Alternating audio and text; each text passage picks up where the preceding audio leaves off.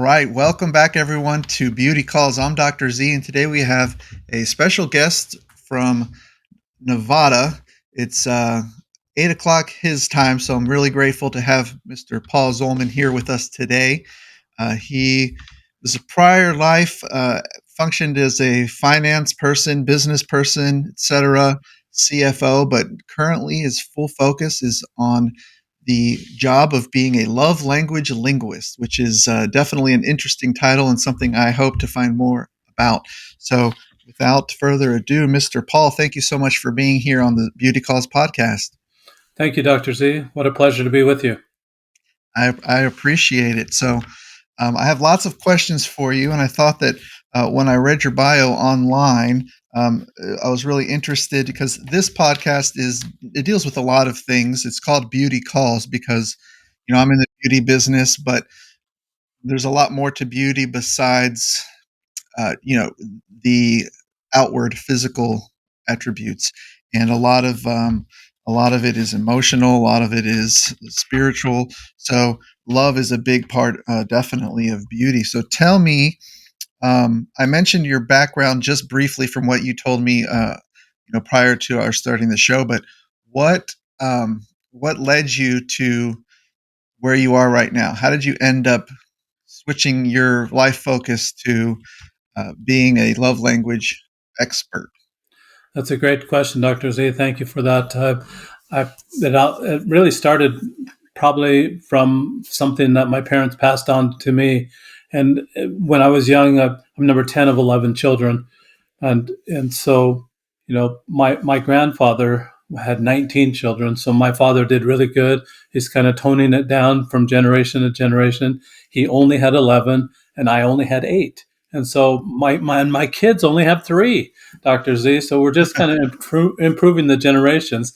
And that's kind of what started this whole thing, is that the desire to want to improve the generation.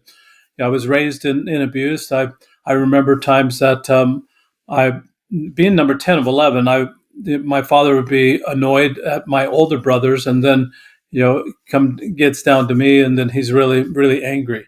So it's just like stacking these annoyances on top of one another, and then there's me, and Hmm. he really valued women in his day. He took my mother out every Friday night for a date, and I love that about my father. I can't keep up with that pace. I don't ever remember him missing having a date with my mother every Friday night. He wasn't Wow. very creative about it. It was always the Maverick Bar, always over alcohol, and it was just that kind of date. But it was, when they would meet, I can imagine them. I never was there, but I can imagine them saying, "Well, how was your week? How was your week?" Because he was a truck driver and gone throughout the week, and then my mother starting at the oldest child, and then just coming on down. The value that he had for women was so paramount in his mind that I'm a thorn between two roses. I have an older sister and a younger sister. All the rest are boys in my family. So boys will be boys. They're like puppies, Dr. C. Hmm. When you get a little puppy, they're wrestling around and they're pawing each other like this, and they break arms and they do all this sort of thing, not intentionally, just accidentally break their arms and stuff. And so my father's getting annoyed as my mother starts at the top and goes down, down, down, and finally to number 10. And I'd either get the belt or I'd get a severe spanking. It seemed almost every weekend. Probably was not every weekend, but it just seemed like that just because it was so regular. And I remember one time that I was black and blue for more than 3 weeks after one particular spanking. And then I remember about age 10 starting to laugh. I just had one of those emotional changes that instead of crying or instead of being upset, I decided to laugh. And that was a funny thing because it really kind of stopped my father in his tracks. That, well, he's not getting his benefit anymore out of whatever he was doing before. So when I started to laugh, it was more of a mocking thing, and it didn't make him madder, but it made him think, "What am I doing? Why am I doing this?" And he just stopped. So after age 10, then it was kind of over that. But the relationship really was still pretty rocky. I wanted to develop a better relationship. It seems like that culture-wise, Dr. Z, that I learned anger first, and I Mhm. wanted to learn more about love. So that's kind of how it came to be. Wow. So, tell me about, prior to the age of 10, where it seems like everything kind of changed.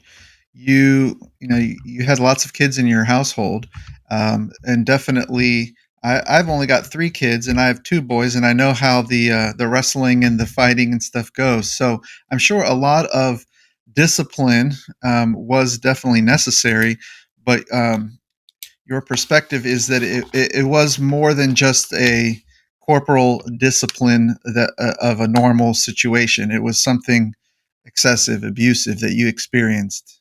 Absolutely, yeah. All right, It, and, go ahead. and so um, is there? Do you think there is a role for physical punishment in parenting a child, or should there be no corporal punishment at all? No spankings.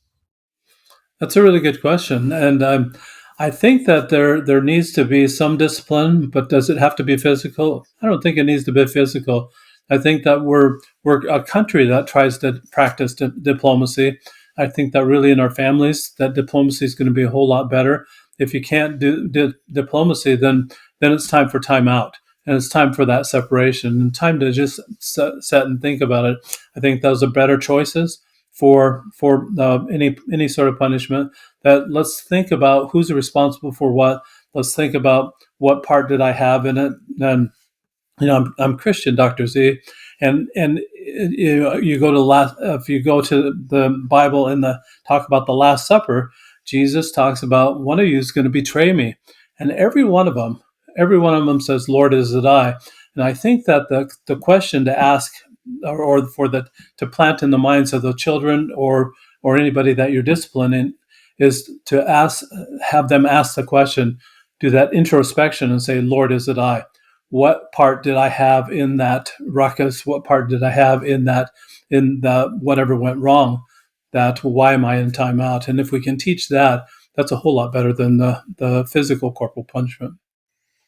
Hmm. Well, yeah, and likewise, it's really hard to get them to acknowledge and admit their role. The same way, wasn't it Peter who said, "There's no way I'll deny you, Lord," right? But it happens to all of us. Everyone sins. So, and that's a good segue into the love languages in general, because I know, and we'll talk about your company and your product, which is um, the role of love dice, correct? Correct. But is that based on the Five Love Languages book by Gary Chapman, or is this something different? So, Dr. Z, I went to actually a copyright attorney in town here, and he said that theory, like the love language theory, is not copyrightable. So it's based on the theory, but application is copyrightable. So I have a copyright for the die itself, a copyright for my book. So it is based on the theory of the five love languages, but not on it's not on his application. Well, I guess my question is not necessarily on his application, but are the love languages the same? Your five are the same as we can find in that book? Absolutely. Okay, so could you tell us about those? Just Sure.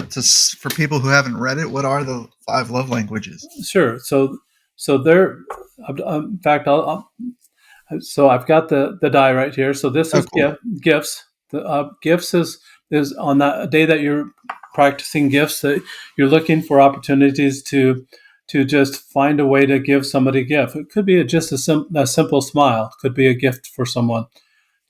Spending time with someone could be a gift. So doing some action of service. My wife loves her car filled up with gas. She loves her car washed. She loves the carpet vacuumed. Those are things that she likes me to do. Those could be a gift. Anything like that could be a gift on that day. I'm Uh, taking notes, okay? okay, good. And I guess you can tell us the languages as you describe how the whole system works. Yeah. Sure. So as far as the die goes, what I do, I've got symbols on the die. They're all symbols, no words at all, but just symbols that would represent what love language that is. So there's two instructions, Dr. Z. You roll the die every day. That's the love language you practice giving away all day that day, all day to everybody, not just a significant other, as Dr. Chapman suggested, but it's to everybody. So the second one I want to share with you is service. On service day, I've got on the die. It has a little uh, looks like a Like a waiter waiter. holding a plate. Yeah, so that's going to be service. Service day, that's the day you're actually washing the car, you're doing the dishes, you're helping with laundry, you're folding laundry, you're vacuuming the carpet, those kind of things. You're doing those kind of things. People that like service will light up when that happens. So what you're watching for all day long is you're watching for people that will light up. When they light up, bingo, you've hit maybe their primary or a secondary love language, something that they really like. And it's a whole lot easier this way than taking the survey that Dr. Chapman has. If you take this, you don't have to pause the relationship. Excuse me, Dr. Z, can we pause this relationship for a minute so you can take this survey so I know how to love you? You don't have to do that Right. anymore. You're using your observation skills that way to be able to make that happen. So service, that's what service is. So the next one I've got is time. And this is just basically putting the phone aside, actually being present when you're talking with people, just being with them at that time. My wife loves time. She loves me to sit and watch Korean dramas with her, and it's just one of those things. I know she got hooked on Korean dramas, but that's just really her thing. And I Is just she Korean? she's not. No, no, So they're subtitled or dubbed? they're all subtitled. Yeah. Yeah, Okay. yeah. And some of them are dubbed, but those that's not as interesting as if it doesn't. You can see their lips moving and they're speaking Korean and it comes out English and it doesn't work as well. Right. I don't It's like that either. yeah. So the subtitles work really well and it's really fun. So out of love for her, you started forcing yourself to sit through those dramas. Actually, you know what? I've spent 2 years in Japan, so I like the Asian culture, and I just think that these Korean dramas are so clean, and so it takes 10 episodes before they actually have a first kiss or something like that. So it's really not like a Hallmark story, but it's just fun, and it's Mhm. just interesting how they interact and how they just are just so patiently developing a relationship, and I love it for that reason, that these are real relationships, deep abiding relationships that they're building before they actually jump to intimacy of any kind. And Right. so it's interesting that way. So let's talk about the next one then. Let's talk about the touch. The touch would be in a workplace. Obviously, it's going to be the high five, the fist bump, the pat on the back above the waist. But intimately, it could be the tug, the stroke of the face, just any kind of touch that's going to help people feel a lot better. And um, that of course that's one that I felt from growing up. I felt like if I wasn't being whacked, I wasn't being loved, and so it was kind of a twisted little scenario that I had.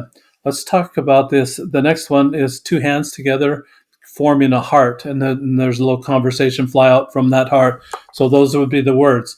That's actually saying I love you. It's saying extending compliments to anybody.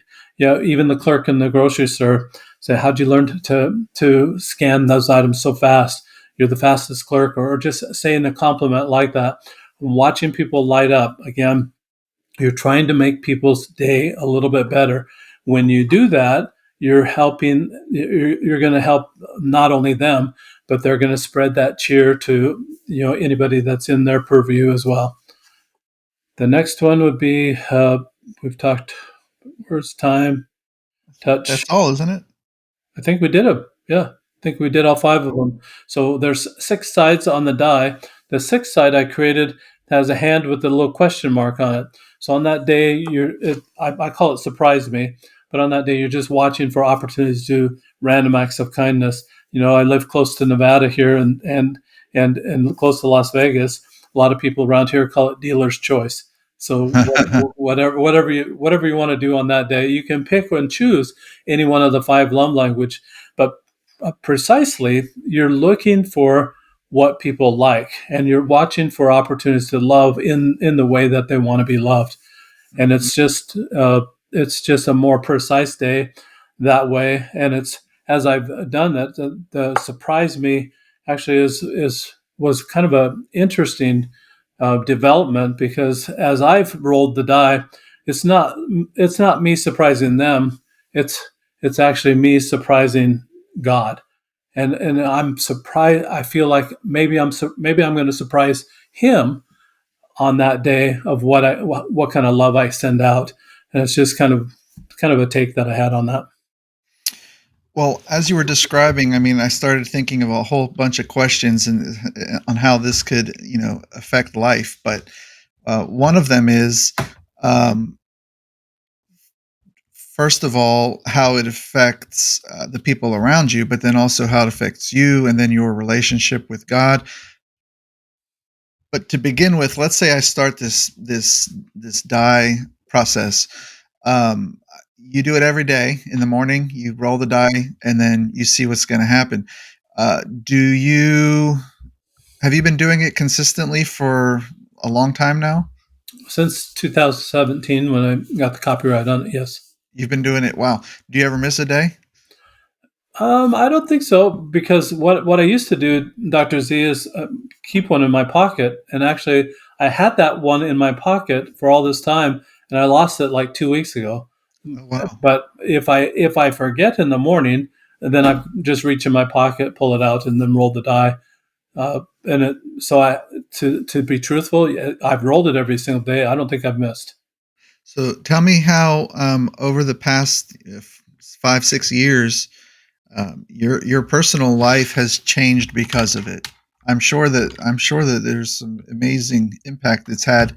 Whether or not I'm sure you've paused to consider it. But any insights as far as how your life has changed, and then of course those around you and those that you care about.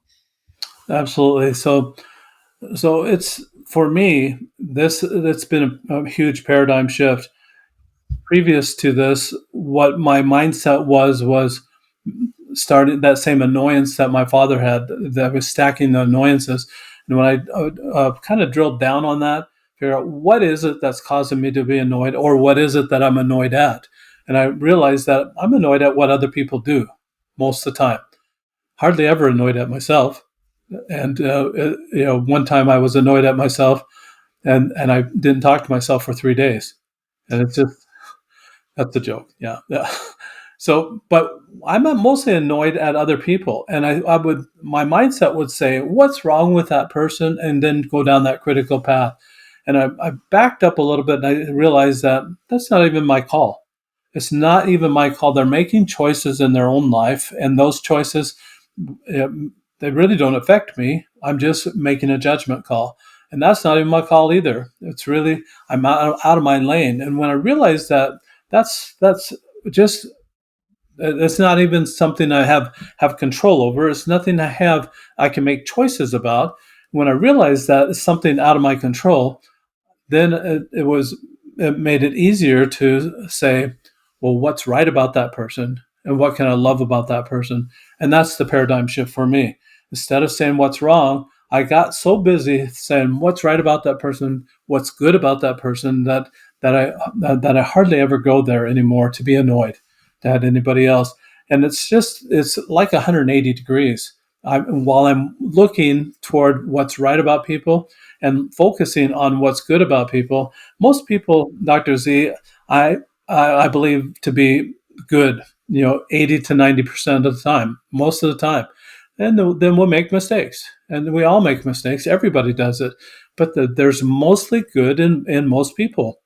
I don't know really anybody that's 90% bad, 10% good. I don't know Right. anybody like that. Well, or I don't associate with people like that, but I don't know anybody like that. And so when I realized that, I'm focusing on the minority part of their personality and trying to make that to define them. The media does that. That if people make a mistake, and obviously these are terrible mistakes when they're published in the media, like a shooting or something, that's a horrible thing. But when we focus on what's right about people, our life changes dramatically. And so has my life. It really has changed to focus on the good of the world, the good of people, the good of my neighborhood, and it's changed in a way that's very similar. And pardon me for this analogy, but it's kind of the best analogy I can think of. That if someone's in a swimming pool and accidentally they go to the bathroom in the swimming pool, it's like people scatter. That's what I was like when I was being angry. That's what I was like when I would have that flash of anger. My family would scatter, people around me would scatter. I would repel people. Mhm. Now it's different. Now the love actually will draw people to you, and so there's a huge difference there as well. So you stopped peeing in the pool. I did. That's really great. And now, does your wife practice the diet? She does not roll, but she helps. She does practice, and she practices in an interesting way. She actually tries to guess what I've rolled for that day, and Yeah, that's what I was wondering. So why doesn't she do it? yeah, I was doing this before we got married. So we've been married just 6 years, and I actually had this and was doing this prior to that. So it's kind of the thing about previous life, that if you're bringing previous life into a marriage, that's your previous life. And so she didn't. Yeah, it didn't resonate with her like it has with me. So she tries to guess though what it is. She does. Um, do you think that um, if she were to roll every day, um, your relationship would be different, or is it not necessarily something that each person really should be doing? Well, I think our relationship obviously would be very different, but it, but it doesn't change it for me. It would, I think it would change it more for her Mhm. than for me, because but I still focus on what's right about her. I'm still focusing on the good things about her. So for me, I don't know that my relationship would change that much with her. So, a lot of times it people are self-centered and selfish, and they do things because of what they can gain from it, which is not abnormal, but it's also not the most valiant thing. Like you'd want to do kind acts to other people out of love and out of serving them. But in the back of your mind, I'm sure it's a natural instinct to think about how, um, you know, they will look more fondly upon you, or you'll get more friends, or you'll be more liked. So that's one selfish thing. But also the more important selfish thing would be that you'd be happier. I think you'd be happier in your life, and that's not a bad thing. Seeking joy out of goodness is, I think, a positive goal. So you using the die in your relationship, uh, I'm hearing makes you happier, more joyful in your relationship with your wife. Her not using it doesn't really affect your satisfaction in the relationship, but maybe if she were to use it, her joy, her satisfaction would increase. That's possible, absolutely. So, do you get involved at all with like relationship counseling or marriage counseling or anything like that? It seems like this would be a tool that couples could use who maybe are struggling in their Mhm. relationship. Absolutely. I do coaching, but I don't do counseling. I'm not licensed to do counseling, but coaching is something I do on an individual basis right now. Hmm. And so, is this a tool that you use for that? And how does that work if both people are starting fresh, trying to incorporate the five love languages on a daily basis into restoring their relationship? That's a great question, Dr. Z. And let me explain it this way, is that as you're using the die for even a 30-day period, you're going to learn all five love languages to give it away. And that what that does is improve your vision so you can see it when it comes your way. So any improvement in the communication process in that way is really going to enhance that relationship. If the Dr. Chapman would suggest that, well, if I give my love language away and with the expectation of it coming back, that's the expectation is you're going to have a 1 in 5 shot that their love language is also going to be the same, and they'll send it right back to you. But this way, you can see it. You'll see, well, it's not my love language, but I can see they're loving on me, and then you can respond appropriately. You can see that they're loving you, but loving you in a different way and loving you in their way, and respond appropriately to that. Even though it may not be total satisfaction for you, what they're sending out, you can still respond to love in that way. Sure. I mean, none of them are bad, but that was something I was going to ask you earlier. Is, you said people will light up when you hit on their love language Right. randomly throughout the day, strangers, etc. With your significant other, with your family, with your kids, people you work with, when you kind of ascertain what their love language is based on their reactions to past experiences, should you intentionally focus on those for those people, or do you keep doing just the random 1 in 5 throughout the day? I like the randomness, Dr. Z, and it's a great question. Really, no one's ever asked that question. But I like the randomness of it because it changes, like, and the love languages or the time of the day or just the mood. And people have usually more than one love language that they like. So I believe it changes. So if you're the same song, Sam, every day, day in and day out, it could get boring. So I like the Mhm. way it just adds a little variety, a little spice and variety to the life of love, and I believe that that's going to keep the relationship alive. It's just if you ate meat all day long, doctor, what I mean, how's that going to work out for your skin tone? How's it going to work out for everything else? Or if you just ate vegetables, and it's just those are extremes, but that would be kind of the same extreme. If you're sending that same kind of love, that's not all that they need in their diet. Sometimes they're going to need some of these other kinds of love languages. So the variety Well works. balanced, love Absolutely. language. Um, well, I think it sounds very very cool and something that I definitely would like to try out. Now, it comes with a book or instruction manual. So the book is separate. So the book you can buy it separate or together. Some people like the Audible version, just like the your listeners today are listening to this podcast. They may also read books on the Audible in the Audible way. So the Audible is available on Amazon of this book, and so the dice in the book could be separate that way for those type of people, or I've got a bundle package as well. I've got a journal as well. So the Mhm. whole idea of the journal is to roll the die, record what you rolled, what opportunities you saw to love in that way, then what you did about those opportunities. So it becomes a love legacy journal. So they can buy all that on my website, therolloflove.com, or they can buy the book and the journal on Amazon.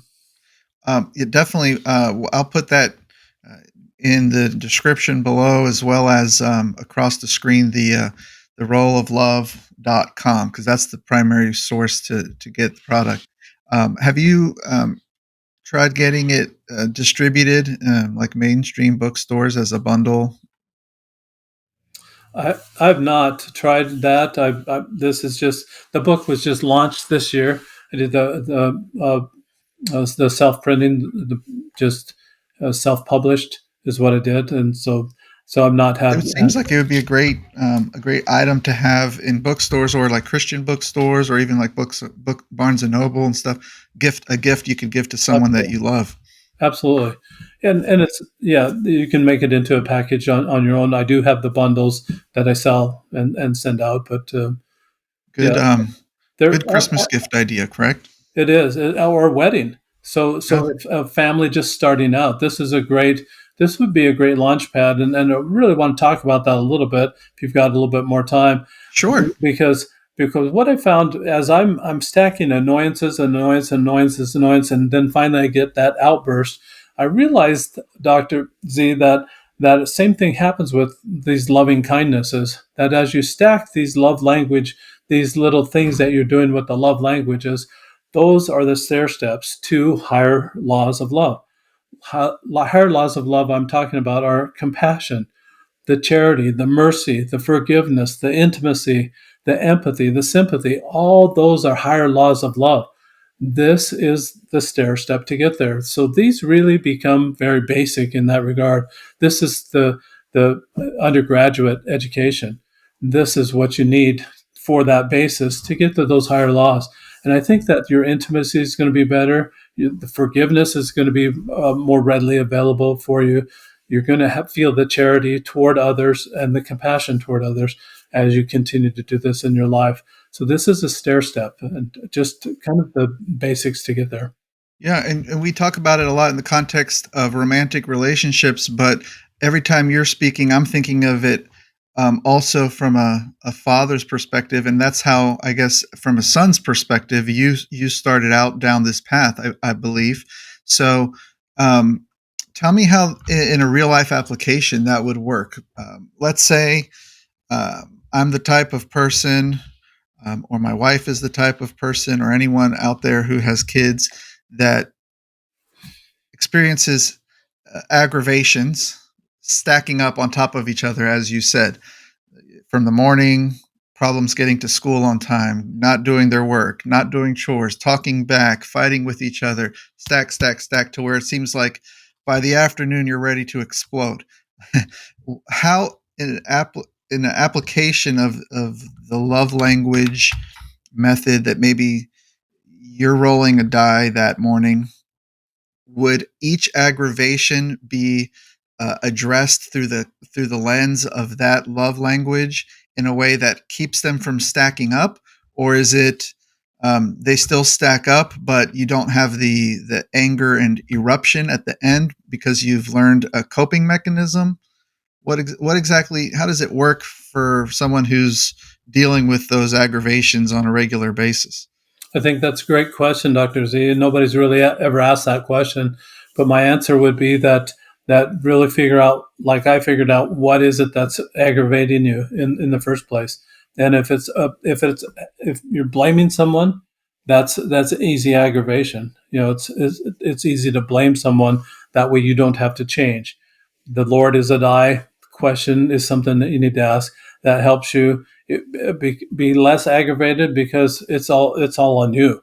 And when you take responsibility for your own actions, that reduces the aggravation. It really does. If you think that if you're late for school, whose problem is that? Where is really the problem? And you can be aggravated at that person if it is indeed another person. Be aggravated at that, or you can be just roll with it and say, well, maybe I'll be on time tomorrow, or I'll do, and just let it go. And you've got to really figure out a way to let it go. What I found out in mine is that if I'm out of my lane, if I'm aggravated at somebody else because of somebody else's choices, then I've got to really let that go because it's not in my control. And those things that you were just talking about, those aggravations stacking up, and your day not being in sync or not going the way you would like it to go, could be one of those things that could be the fault of a lot of other people, or it could be your fault. Wherever the responsibility lies, stay with that and stay in your lane. That is what really tamped down the aggravations for me, so that I I'm don't. sure a lot of it, there's a mixture of people responsible for it, including a lot of it on yourself. But how about dealing with other people's true fault, like kids, who don't listen, or who just are having a hard time with obedience, and it's not because of anything you did, but it's truly like a fault of a child who's failing to do their proper role as a child. Okay. um, you let it go so that you don't get aggravated, but you also have to intervene because otherwise things won't change, right? So throughout the day, there has to be some constant intervention for each aggravation, or else it's not going to benefit the child either. They'll end up with a big pile of misconduct that's no one has stopped. You know what I mean? Well, and I think that's the huge responsibility for the parents to teach the children to be responsible for their own actions. And the way I've done that here, or the way I'm trying to do that, that I take the die to the school and I'm doing a test now with K through 6. So the class at the beginning of the day will roll the die. They teach. It'll take 2 seconds. The teacher will take maybe 30 to 45 seconds to explain. Class, we're watching for this type of behavior today. At the end of the day, what happens is I've got a journal where they record what they rolled, opportunities they saw to love in that way, what they did about those opportunities. It helps that child, number one, be responsible for their own actions. It will Mhm. tamp down any misbehavior. And I think that's the key, Dr. Z, is that we really need to teach the children how to be responsible for their own behaviors. And it has to be done in a kind way. If it's done Uh, angry, the child's gonna flip, say, "Well, I'm not doing that," and then they'll continue to have that rebellious little state. But if it's kindly taught that this would be the more responsible way, and or help them understand what are these options, how could we make this better, and what would be a better way to do it. If they're doing something wrong, and you know that it's wrong, say, well, maybe if you want to try it this way, you might have better results. And just those are the kind ways to try to curb that type of behavior of a child. And they'll be responsible. Most children will be responsive to that kind of kindness and that kind of kind direction or guidance from their parents. If the parents are normally doing that kind of guidance, if it's yelling and screaming at one another, it's not going to work. right. That's cool. Using it in school, I think, is a great idea too. And so they get it from the teachers, they get it from the parents as well. So it's a unified um, message of accountability, and teaching a kid to grow up being accountable is probably one of the best things you could give them, because that'll affect their actions and their decision making the rest of their lives. Absolutely, it develops that beauty inside for them, that they get the idea of there's always good in other people, and let's watch for that, and that's beauty that from inside that's sent outside, All and right. Well, you said the magic word. You said beauty. So I ask all of my guests, and I'm going to ask you now. How do you personally, Paul, define beauty? because I'm older, Dr. Z, and beauty fades on the outside. I define beauty as what's in your heart and what you send out daily. So it's a beauty within that cannot be taken away. Back to Dr. Viktor Frankl, that even in the prisons that he was in during World War II, they could not break him of having his own thoughts, and that's the beauty in those thoughts that will stay with you. It's just something that no one can ever take away from you, and that's true beauty for me.